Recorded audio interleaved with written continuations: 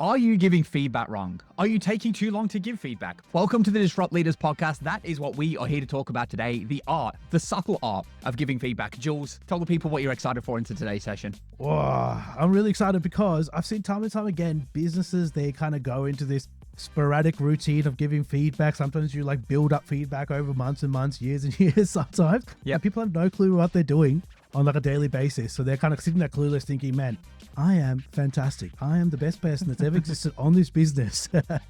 And the manager's thinking something else. I think, gosh, when can I get rid of this person? Right? Yeah. So, And I think especially this time of year, Jules, I think we're coming to the end of financial year, which means one of two things probably for your business out there. If you're like us, you work in a contact center style environment. Either it's end of financial year and you work to the financial year and it is coming up to the annual performance review, or you work calendar year and it's mid-year performance reviews.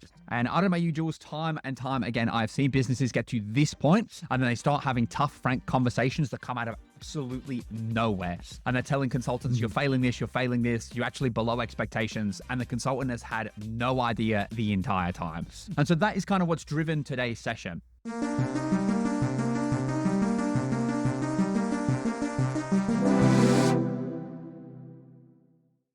So, Jules, what is our agenda for today's session? Talk to people through what they can expect. Yeah, I think the first thing we're going to go through, I guess, what is happening in businesses right now. You're probably experiencing this if you're first time into leadership. Just walking through some of the routines that exist out there, the kind of pitfalls of, I guess, the traditional way of giving feedback. And then we move on to talking through a little bit around what kind of real-time feedback looks like. What a feedback loop actually should look like in practice. Yeah. And then like how do, Bill and I actually go about it? How do we go about giving our people feedback on the fly, on a daily basis maybe? And then finally building a real culture around feedback, making sure people actually enjoy getting that feedback, look forward to it. It's constructive. Correct. Is really important as well. That last part, absolutely 100%. And I am pumped for all of it. Yeah. Kind of ripping into that first point we said there. So like the common pitfalls and stuff that businesses are seeing right now. I think the one thing that I see a lot is people only waiting for their one-on-ones. Like in a lot of businesses, I think most bigger to medium-sized contact centers now, your one-on-ones are probably plotted for you. Some you may have to program in yourself. You may have a minimum amount you have to do per fortnight, per month. But I think genuinely like workforce planning is getting a little bit tighter in the current modern age where they're trying to like trim fat and stuff like that. So I suspect most people it's done for you. And for me, George, I don't know about you, one of the things that I see a lot is people just waiting for those sessions. Like the session, especially if they're like monthly, just being like, oh, well, next month is your one-on-one, so we'll talk about that then. And having almost like no dialogue with the team between now and then. Obviously, I think that's a bad idea. So what about you? What are your thoughts on that? Because it happens a lot. Yeah, it happens more often than we want, right? Especially, I think, we come from a contact center experience as well, but and sometimes it really depends on the business and what they want to do. Sometimes they go with the more is better. Yeah. Some people go completely bare bones. But I think outside of contact center as well, right? Like there's sometimes no structure in a more corporate environment. I've met corporate people that say they've almost never had a one-on-one with their leader until it comes to the end of year, which is beyond crazy to me. And the issue around that is first of all, you are not giving your people the opportunity to kind of really flourish, really understand how they're actually going on a day-to-day basis with the things that you're tasking them to do. And secondly, as a leader, you're going to end up with a whole bunch of people that are not developing and therefore stuck, and you're going to have issues actually getting stuff done, giving them added responsibility. You're going to have people that maybe are kind of going to be, how can I say, left behind compared to everyone else who's getting that kind of love and attention on a daily basis. You know what I mean? Dude. And it's interesting. I see this actually in a lot of places. So I play a trading card game. I play the One Piece card game. And there was a store that opened up like relatively recently in South Australia. Opened up maybe 6 months ago, 12 months ago, something like that. And on Friday nights is when usually we play. And basically they sometimes do like extra events on the Saturday. And usually the manager used to work Friday nights and he would tell everyone about it. One Saturday, only like 3 people rocked up to this event. And what had happened, he'd not worked the Friday night. He'd had 2 staff work the Friday night. And they hadn't rolled it out, basically. They hadn't told anyone, so nobody turned up. And he was really angry about this. And he said, like, we have like a group chat for all the people that play. And in that chat, he said, it's okay. I just have to take that responsibility and make sure I handle that thing from now on. And you're already shaking your head. So I already know exactly. And I was like, that's absolutely not what that means. Like, yes, this is their failure. Like they've gone wrong here, but it's actually your failure as a leader to, one, effectively communicate what you wanted and needed them to do, and then 2, hold them accountable on it. Like, yes, they have made a mistake, but taking that responsibility away from them is not going to teach them anything. And so I think those are the kind of businesses where they just don't do any performance reviews. They don't do any coaching or provide any feedback, right? Correct. Yeah, and I think you're just making your job harder, aren't you? Correct. Because your people can only know so much through experience, right? Like people put a lot of credit on experience. You can tell the kind of manager from the kind of people they hire, right? Because sometimes, like, you people, the managers that hire experienced people because they don't want to spend the time developing people. Yeah. Right. Now, sometimes in some industries, experience is really important. If you're a rocket scientist, for example, building on the rockets is really helpful, right? You need to know. You worked in SpaceX, you've sent a few rockets out there, great, come in. Sick. You know what I mean? But I think it's sometimes where it's a people-centric role like we are in, Bill. I think, sometimes experience is overrated. You might have learned some really bad habits. Yeah. And so you've got to spend some time training those other people. Yeah. So I think if you're a manager that actually wants a elite workforce that's actually ticking along, they're proactive, they're actually doing things in the business's best interest as well as their own. Yep. You need to be spending more time with them, making sure they understand where they're at all times. Correct, yeah. And I think, and kind of to go into the main point of today's session, that time needs to go beyond just that regular coach session. You should be doing those coaching sessions as a minimum. If you're not, I assume if you're listening to this, you probably already are. This is like, we've got a bunch of videos telling people why they should coach, Jules. But I think it's that like nitty gritty stuff in between. And I talk about the rubber band effect all the time. I'm going to do it again because I really, really believe in it. So the rubber band effect, if you're not aware, is if you take a rubber band and you stretch it and let go, it collapses back to the way that it was. If you want the rubber band to stay stretched, you have to stretch it and apply continual force and continually keep stretching that rubber band. That is how you get it to change shape. People are like that. If you do a coaching session once a month, once a fortnight, you pull the rubber band, you let it go, bang, 30 minutes, what's going to happen to their behavior? Maybe after, as soon as you get out of the coaching session, they go straight in, they rip in, they do a really good job.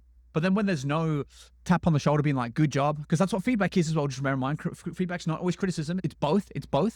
If they're not getting that pat on the head, or when they're not doing it, they're not getting told, hey, we spoke about this, you're not doing it for 2 weeks, that rubber band is going to be right back where it was when it started. And so it needs to be that continual application of feedback. You need to be constantly saying, hey, I listened to you. I heard you do that. You crushed it. Good job. Well done. Keep going. How did you find it? Do you think it worked? These kind of things. And I think those kind of like just that continual application of it's on my mind. Don't forget to do that thing we spoke about because I'm watching. I'm always watching. I think that's get people to do the behavior. It gets people to embed and actually make long-lasting change.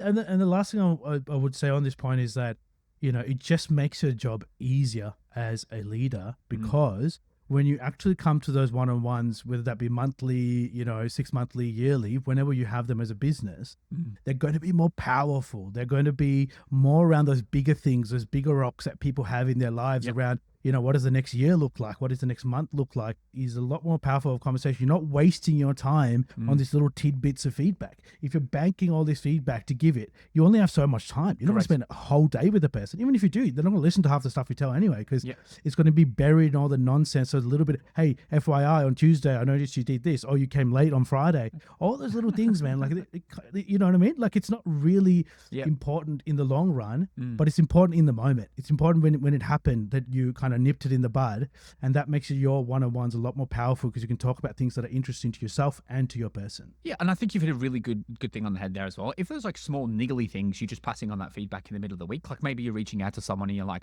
hey, I noticed you're late. Just want to make sure everything's okay. Like that's feedback, right? And you're doing that on Tuesday. It means you're not doing it in their one-on-one next Friday. And it means next Friday you can really rip in on that big important conversation, like asking effective questions or how they're, approaching leads and things like that, or referrals, that sort of stuff. Like you can really get into the meaty subject because you're not wasting time with the vegetables. Basically, it's like eating your veggies in the week so that you can eat the meat and potatoes like when it comes to dinner time. You know what I mean? Like you're getting your veggies in early, dude. Yeah, exactly eat the broccoli. Like. Correct. And I think for me, like it's interesting. So I've told you this, like my new workplace loves coaching and I love it. I fucking love it. So we have a weekly session with each of our people. So every fortnight, there's one session that's like a coaching session and another one that's like, it's called a dashboard. It's like more career focused, stuff like that. But I get 30 minutes with every person every week. But even that, I don't think is enough for the rubber band effect. I'm probably going to mention the same things every week, but I still think even that, I've seen it in that business that they will do the coaching, do the dashboard, and then that's the end of the feedback. And, I've got someone taking over my team at the moment. He's doing a really good job. Like he's really started to get this team because they've kind of only just become a team. The people that I've got, they weren't a team prior. He's really doing a good job of getting them like engaging with each other. And I've seen some great work, but I literally messaged him and I was like, hey, how are you driving action on this? Like you said this in a team meeting that this is what we're doing today, but I don't see any actionable steps. Like how are you following up on with the team? And he was like, yeah, I probably should chuck a message in the teams. Hey, and I was like, yeah, you definitely should. Like you definitely need to keep that pressure applied, I think. Because unfortunately, and not to play this, but consultants are lazy at times. So like not all of them, and I'm not generalizing. I'm not being mean or attacking anyone. I was the same. You know, when you're in that role, unless you're like the A plus, like you'll have your people like your top 10% that are shooting for the stars. But most of your consultants, if we're being honest, are probably happy just to come up, do their job, do the bare minimum, and leave, get paid. Like a lot of people fall into that, whether it's because they don't feel that this role is going to help them with their career goals or whatever the case may be. Like people are going to need that additional pressure. And I do think when you say that, sometimes people really don't like it. Like, people are definitely not like that. And I think if you feel that way, you're probably a little bit idealistic. The plan, I can't remember where I heard this. It was a little while ago. And then the saying was like, if ever your like goal or plan revolves, as long as people do, your plan's trash, because people won't do the thing. Like there's no, as long as people just do what I hope in this idyllic setting and everyone just like listens to what I said in coaching, we'll be fine. They're not gonna. People find the path of easiest resistance, right? You know, you can't blame them, right? We have focused as a society on finding the path of least resistance all the time, so it shouldn't 100%. be a problem. And you should be expecting people to do it. You should be expecting people they'll find the easy way out, because that's what smart people do. Yeah, right? And I don't even think it's malicious most of the time. And I feel like I want to get that clear. Like it's not. It just happens. The amount of time you have a coaching session with someone, they'll try a new behavior, and then one call will happen that will throw them off this rhythm they're trying to practice. They'll go straight back into default mode. But they'll stay in default mode. And it's not even cognizant. They're not even thinking about it. They just did it. And so you just need to keep that pressure applied just to get them back going, keep that wheel turning, basically. So I think that's why it's so important to just get it in regularly, consistently, all the time. Yeah, I think that's probably a good point to kind of move into a little bit around what is kind of real-time feedback. If you haven't been exposed to it before, what is that kind of more around? I think what we need to probably explore for everyone is really what it looks like. I think the name kind of really suggests it, real-time feedback. But what does that look like for you, Bill, when you're kind of giving real-time feedback? Yeah, I'm literally sitting next to my consultants, whispering in their ear while they're on calls. Hey, you should be doing this. Why are you not looking at that? That's definitely not what it is. That was 100%. That reminded me, I can't remember the song, but it's like, you know that way? Remember that one? Stuff like that, right? No, so real-time feedback for me, I guess, is just having that conversation regularly, or if I notice something, saying something. Some things will be small. Some things you have to have big conversations. Like if you notice a serious behavior is one thing, but I'm talking just like, let's say, for example, Jules, you and I had a coaching conversation around asking good, effective questions. And that's what we spent the whole 30 minutes on. We put a good plan in place that we're going to do this on every single call. What I would probably do is when I'm listening to calls, if I see one that's really good, or I see one where I think you've missed a bit of an opportunity, I'd probably reach out via Teams. And it's not something that I don't expect. It's real time, but I don't expect immediate responses. Like if the consultant's on the call, it's for them to look at when they've had a time. But it's just me passing on my thoughts, feelings, vibes, basically throughout the day when it comes up. That's what I would consider real time feedback, and that's how I apply the feedback. Yeah, right on the money. I'm thinking the same thing too. So you're kind of, slowly kind of chipping away at things, and we're kind of going to get to it later, but it kind of also starts to build that culture a little bit, because it's just the way they do things, right? Yeah. They go, Bill, Julian, this is the way they do things, all that kind of stuff builds awareness as we go. I think also one thing I want to reiterate around that is it's both positive and negative feedback. Correct. You know, it could be, oh, well done, I just read that, chat you just took, or that I just listened to the call, Matt, you smashed it. Great job. Like, what did you think you did differently? It could be a question. Feedback, again, feedback is not always telling. Please don't just tell people stuff as well. Ask them as well. If they realize what they've done, it's better than you telling them what they've done. You could be like, oh, hey, I just listened to the call you just had just before. What do you think you did really well in that call? Just go. And what I sometimes tell to people is I completely understand. I know what people are thinking right now. They go, hey, they're busy taking interactions. Like, when are they going to reply back to you? I actually sometimes put in my message, just send me a reply when you can, just short answer, please. Like, you don't have to write War and Peace, right? Correct. So, and people reply back, yeah, I think I did a really good welcome. I think I empathize really well with that client, blah, blah, blah, blah, blah. That's all I need. And I could give them a pat on the back. Maybe even like share that on the main channel, be like, hey guys, XYZ did a fantastic job. And you're kind of reinforcing those behaviors, right? Yeah, Bit of Pavlovian theory there for you. You're reinforcing those behaviors and going forwards. I think it's a really good job. Positive reinforcement, especially I think when you take over a new team, right, Bill? Like, I think if you've taken over a brand spanking new team, they don't know lick about you. Yeah. If you're starting with the negative feedback, mate, you're not going to get much buy-in. Well, you know what I mean? I think I said this last week in last week's episode. Me and the person that's currently looking after my team, we're both in the team chat. I'm not the team leader at the moment. I'm just letting them do their thing. we've been real big on that. Like, anytime someone posts a thing in the chat, I've just had a conversation about this, I've just done this, we're just getting around it hard. And we're getting like, we've started watching other consultants get around it hard and really focusing on that positivity. And it's really gotten the team spirit together in, I'd probably say a week and a half. Like the team is so much more cohesive now than it was a week and a half ago, just because of that shared positivity. The amount of buy-in we've gotten from this defunct team overnight is incredible. So no, I definitely agree with that point, Jules. Yeah, I think I would say the positive feedback is probably the linchpin to achieving success with your coaching. Like we've spoken 2 weeks ago, I think, about what is a good coaching session and how to structure it and all that sort of stuff. So I'm not going to go into any of that. But what I will say, let's say you do all of that, you run a good coaching session. If they do the thing and they really try the thing, just getting a little, man, now listen, you tried that thing that we said. I'm so proud of you for trying, and you did such a good job at doing it. I'm so impressed. I'm actually going to tell my boss, and that's something I use a lot. I'm actually going to let my boss know that I tried this thing, we've worked on it, and you've improved. And I'm so impressed. Something like that that's like genuine and heartfelt really goes a long way to making that person. And if you can, little sneaky bonus tip for the leaders out there, get your leader to reach out. Get your leader to reach out and maybe even listen to the call, read the chat themselves if they think that, if they're willing to put that time in. I know mine definitely is. He loves that sort of stuff. He's a demon for coaching as well. Me and him literally like have nerd outs over coaching for like 30 minutes, Jules. It's like you and I do. It's great. But yeah, just get him to reach out or her to reach out. It could be her. It's a him for me. That's why I say him. But get them to reach out and just be like, oh, listen to that call. And yeah, Bill was right. You smashed that, dude. Watch that performance go to the moon. Recognition, right? Yeah, 100%. So I think real-time feedback can take the form. Yeah, we've kind of covered it. Recognition, positive feedback, and I think also when you build a brand around feedback, as a leader and you're constantly doing it, when you do give those negative pieces of feedback, those real, those tougher conversations land a lot better. Yeah.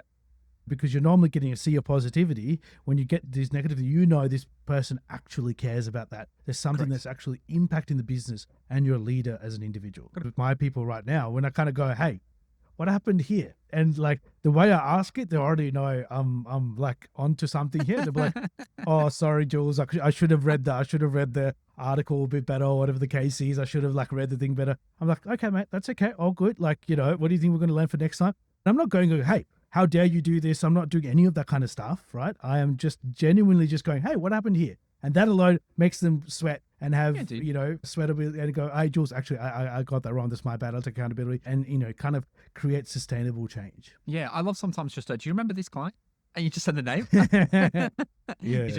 But no, my question is related to that. You've mentioned you've got this culture of feedback that you can get to that point and you can just say that sentence and your team go, oh, shit, self-reflect. What did I do wrong? This is what I did wrong. This is what I should have done next time. Perfect. But my question to you for the leaders out there that aren't in that state, that maybe they're not giving ad hoc feedback at the moment like you and I are, how do you get there? What would you do to get there? And then I'll tell you how I did good question. How we have done it in previous times. No, I think we've kind of run through this before in previous episodes. I think the first thing is if you do take over a new team is setting that expectation in your first huddle, your first meeting, really kind of taking the people through, go, hey, just letting you know, this is what I do. This is what I like to do. This is my routine. Do you have any questions around it? Allay any fears. And I think just make sure that the feedback I'm sending isn't going to be, about negative things. It's just observations. Yeah. And some of those are going to be positive and some of those things are opportunities, right? Sure. So I think just setting the expectations is really key with the team. And I think highlighting one another feedback as well. I think sometimes what happens as well with feedback, and you probably got this before, Bill, the person that's maybe underperforming, right? They go, oh, geez, I feel like I'm the only one being attacked here. I feel like I'm the only one getting feedback, or I'm the only one who's getting this much of attention. And I think that's a symptom of sometimes as leaders, we don't share enough about what we're doing with one another in the team. We're not kind of sharing the good things that everyone else is doing, right? So I think sharing feedback on a public platform around, hey, I noticed Bill's calls today, fantastic, Bill, great stuff. Everyone, let's get around Bill. Or, you do those things. Then that lower performer feels that, okay, there is coaching happening elsewhere as well. It just happens to be that coaching is more positive because that person's absolutely ripping it, right? So, and I think it's really key around that. So that's another cultural element. I think just share some of that good feedback. I think the negative feedback, you know what I mean? Depends on what it is. Maybe don't share it on a public platform. But if all the positive stuff, I think is really key to share it on a public platform as well. And that starts to build a culture around people wanting that. People, if they don't get it, if they're not getting it at the moment, they're not getting positive feedback at the moment, by golly, seeing somebody else get it makes you want it even more. Like you're like, oh man, I really want to get 100%. there. Yeah. And again, I've seen that a lot in my team chat over the last couple of weeks, just sharing that, like every time someone does something well, sharing it in there. I think you touched on a lot of the points that I'm kind of going to say, because I'm literally in this situation, right? I take over a team fully in 2 weeks. Like I'm on the outsides right now, but I'll be the team leader. And in previous roles, this is exactly what I've done. And this is exactly what I'm going to do now. Spoiler alert, if you're in my team and you're listening to this, it'll be a week at the time of posting this before you see it. So the plan is this, right? In the first team meeting, I will say I like to send a lot of feedback. I listen to a lot of calls. It's how I know how you're doing. It's how I know what you're doing. Every time I listen to a call, I'll let you know how I think it went, whether it was good or bad, right? And I make it very, very clear that I do both. And I think when I do then listen to some calls and I reach out, especially if there is negative things, like if I notice someone's not doing something on a call, I'll probably still start with a positive thing. Just listen to this call. I think you did a really, really good job on this. And then much to your point, Jules, I would then probably follow up with a question. Rather than saying, I didn't think this was good. However, I was just wondering what happened at this point, or, is there any other questions you think you could have asked here to uncover a little bit more information if you remember the call? That sort of stuff. So I don't do the compliment sandwich. I think that's bullshit. I think we've spoken about that before. I think it's too wanky. People know what you're doing. But I would start with something that I liked. Like, I think you started the call really well. It was really friendly, really positive tones. Do you think we could have asked more questions? What questions do you think you could have asked? Blah, blah, blah. So that's what I'll do. So tell them all, hey, I'm going to be doing that. Then doing that. You need to do it for every single person, and you need to, within probably the first couple of days, at least send them 1 or 2 pieces of feedback. Now, we don't do the compliment sandwich, but we do the compliment avocado on toast. Correct. You know what I mean? Yeah, correct. You get the compliment at the bottom, and then the feedback and the opportunities on top, and that's what you really dig into. Absolutely, yes. Absolutely. So that's the first thing, is one, setting that expectation and then delivering on it. I think you have to deliver on it immediately. It's interesting at the moment, my current team, that it's not. They're they get a lot of coaching. They're not doing this big feedback loop. Literally what we're talking about right now is just not happening where I am. And there's been a couple times where I've asked questions in my team chat and they just haven't been responded to. Now, I haven't done anything with that yet because I'm not their team leader yet. I'm still not their team leader. But I tell you this for free, team meeting 1, session 1, I'm going to be drilling on that, and I will start like atting people. And and that's going to be the expectation I set. I expect if I ask a question like, hey, what are you doing today? What's the plan for driving this today? I expect an answer. I don't expect to be left unread. And I will be DMing people and reaching out. And then I'll start sharing positive examples in the chat. That's the third and final piece to this. I don't even think I'll ask. I won't tell anyone I'm going to do this. But when I go and listen to a really good call, I'll just pop it in and be like, I just heard this person do this and it was sick. Try this scripting. I loved it. And then just sharing that positivity, because much like you just said then, Jules, that sort of stuff is contagious. People love it. People want to be the next person. And then I'll start asking people to send me calls to review so that I can do that. I'm gonna use a corporate parlance that we use all the time. I'll be the devil's advocate here, right? Yeah. And I know some of you may be listening in going, geez, that sounds A, micromanagey, or B, sounds really naggy. Yes. In terms of to constantly be sending information through to your people. And I want to kind of spend some time answering that as well. I think it's really key, because that's, I think, some of the discomfort that people feel around giving feedback on the fly in real time. Great point. One thing I would say around that, again, it goes back to the culture and the standards you set, right? So I think, and it's also the flavor of the feedback you give. I want to stress that time and time again.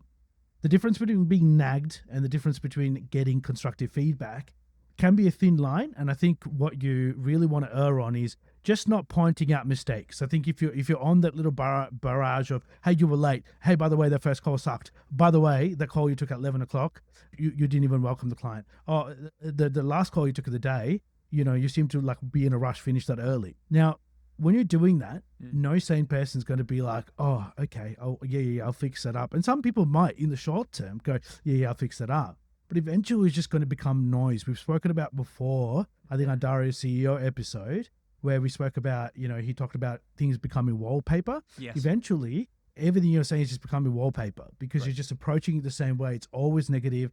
It's always just repetitive. Please blend in some positiveness.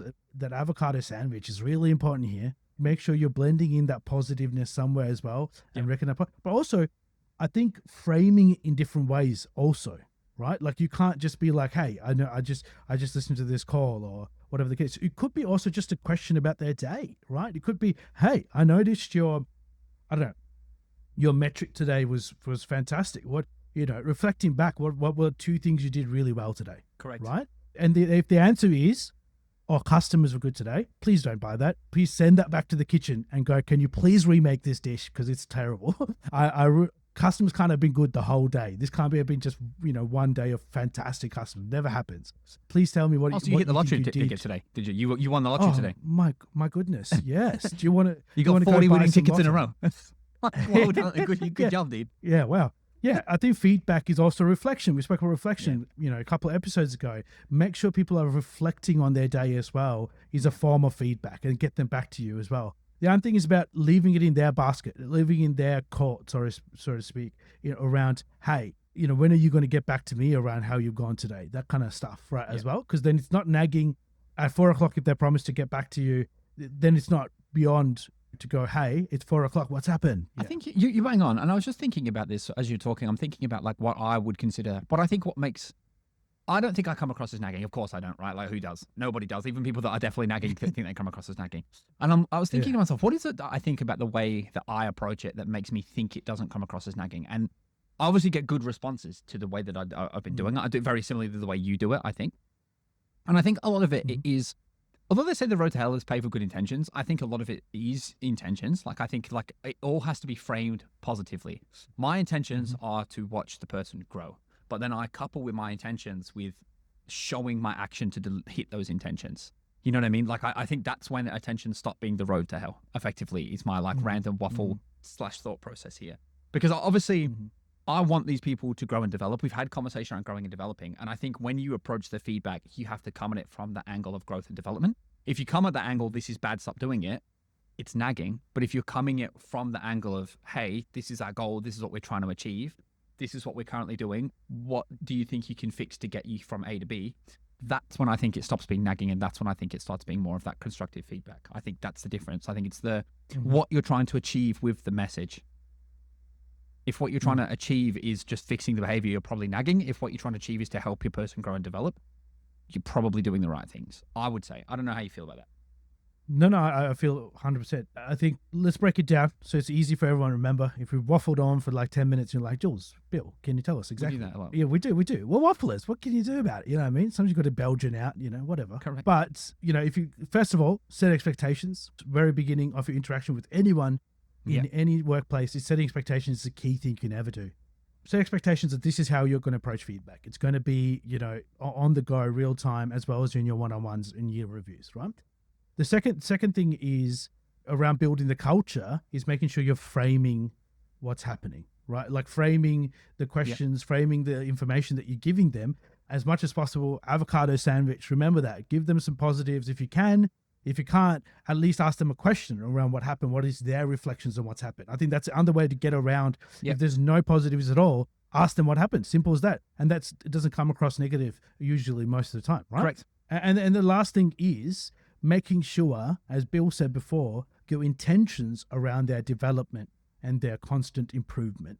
And action those intentions in the words you're using in those sentences. I think your point around asking, when you're giving negative feedback, asking, not telling, is also a really good way to avoid nagging. If I'm telling you something is bad, I'm nagging. Whereas if I'm asking you, hey, why was that not good? It's not as naggy, right? But I've just one bonus piece, and I think that the last underlying piece, if you really can. That's all you type. Yeah, because I needed to make sure I remembered it, because often the times I forget, right? And I had to type it down. The other surefire way, the other nailed on, guaranteed way to make sure you're not coming across as nagging is for you yourself to ask for feedback. Ask them about how they like to receive their feedback. What do they want from you? When you start doing it and you start delivering the feedback in the Bill and Jules way, ask them how they feel about it. If you are approaching it in the right way, they're probably not going to think you're nagging, and they're like, yeah, it's great. I think it's helped me on all these calls. It's done a really good job. If not, and they want to see something else from you, even better, because at least then they can tell you exactly what they want, and you can come out of this with your exact resolution. You're being able to provide them the feedback in a way that's going to be actionable for them. And because it's their idea, they're also going to be more likely to engage with it, right? So I think don't be afraid. Can I add a small change, a petit change to that one? A wafer thin mint? A little bit thin mint. I would say 100% ask them for ask them how they would like feedback. The one thing I would change about that a little bit is tell them how the structure of your feedback, but how they want it delivered. Does that make sense? So what you're asking is, how do you want the delivery to work? But I am going to deliver it though, right? You're getting feedback. You're getting feedback, because others you fall in the trap and go, just leave me alone. I'll do my thing, whatever. Well, your thing sucks. Yeah, no, bro. Hell no. What you want to do is, the way I would kind of phrase that in your team huddle. Goes, hey guys, so I love to give feedback as consistently as possible. I might reach out to you throughout the day. How do you like it delivered to you? Yeah. And that's the question you want to ask. Love and it. then that's where you're going to get that buy-in as well. 100%. I think that's exactly it. I think that's exactly it. Mm. I think the thing with this real-time feedback, and it's something that I was thinking of before, is kind of like the bridge between coaching sessions, I think. Like, I think when it comes to a lot of the things that you're working on with people, these things shouldn't start in feedback, I don't think. Like, if you notice a specific behavior, and it's the same thing on every call, let's say, for example, they're not asking good questions. So it's always the example I pick because it's the one that's front of mind for me, my team at the moment. They're not asking good questions. If you notice that for the first time, I probably wouldn't reach out to someone first if it's a consistent trend across all their calls and be like, hey, I've noticed you're not asking good questions. What are you going to do? I think what you do is you save that for your coaching sessions. Feedback is for things that you've already probably worked on and discussed, I think is probably best, or at least stuff that they should sort of be aware of. I think if it's something minor, maybe you could mention it first time out via feedback, but I don't think that I personally would reach out like, I don't know. If, for example, most contact centers have like a post-call survey, and in most contact centers, you have to introduce the survey. If I noticed someone was consistently not introducing the survey, which is a big thing in a lot of contact centers, I don't think I would say that just like, hey, I've noticed you're not introducing the thing. I'd probably wait until a coaching session and unpack why they're not doing it. Because I think there's a bigger motivational issue or cause. Yeah, I agree. I think, correct. I think using, your coaching sessions, your one-on-ones to leapfrog into little tidbits of feedback. Yeah. And I think, as I said before, I think it should be those little ongoing niggly things that people might be doing. I think is real-time feedback or supporting a larger picture that you're kind of working on already with them is definitely the way to go around that feedback. I think the other thing as well is, I kind of draw back to a previous coaching episode, is focus on behaviors, please. No feedback on, give them kudos, but I think if it's constructive feedback, not on a metric. You know what I mean? I think, don't be like, hey, AHT on your last call was fantastic. No, please don't. Correct.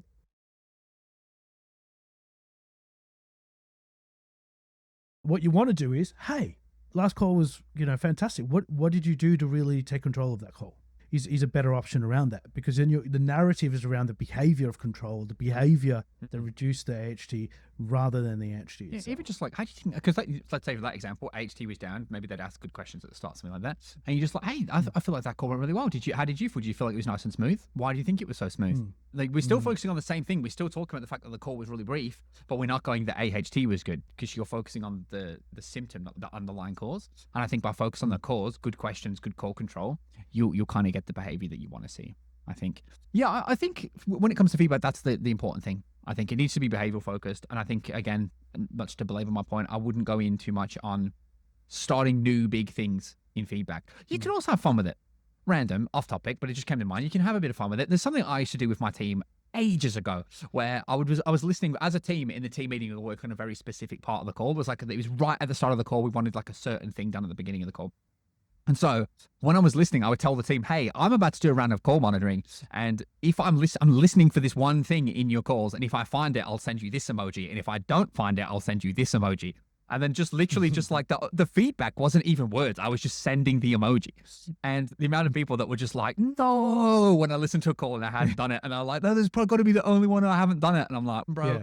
Yeah. And they loved it. Yeah. And it was just silly and fun, but it got people feared the scary emoji.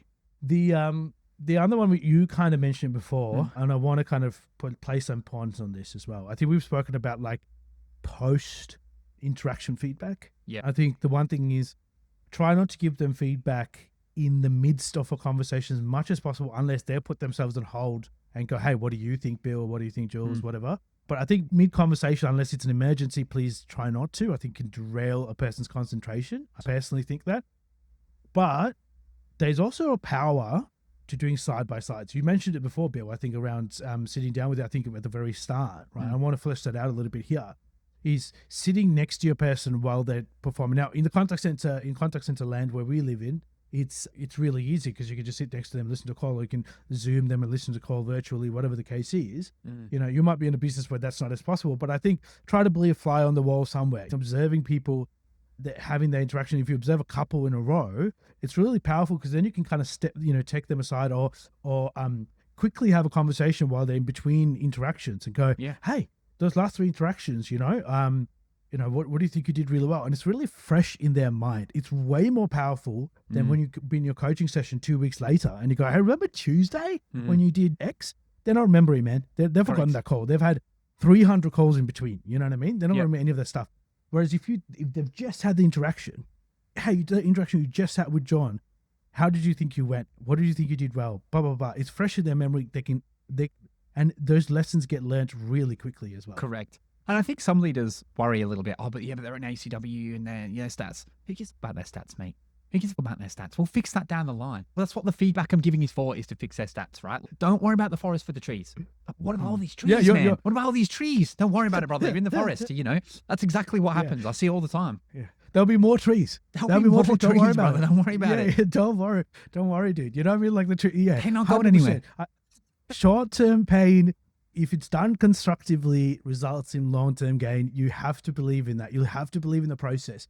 Taking them aside for a little bit isn't going to cost you the world. No. Yes, that 5 minutes, you waste 5 minutes now to save a minute or two on every conversation for the rest of their working career. You know what I mean? Yeah, 100%. So what? 100%.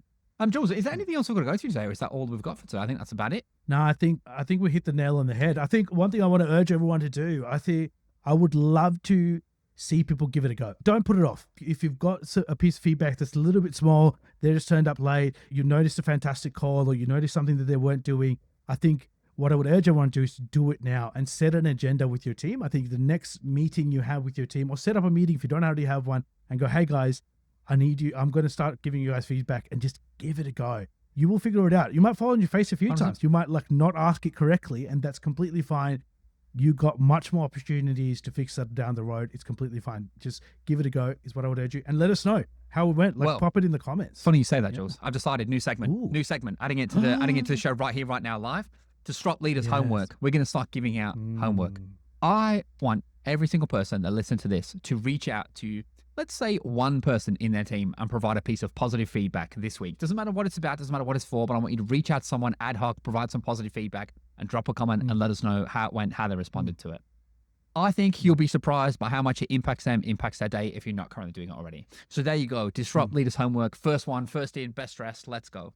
Other than that, if you enjoyed today's session, thank you very much for listening along. We'd love it if you could drop a like, drop a subscribe. It helps the channel out immensely. And as always, if you want us to go into anything in more detail here, drop a comment, let us know.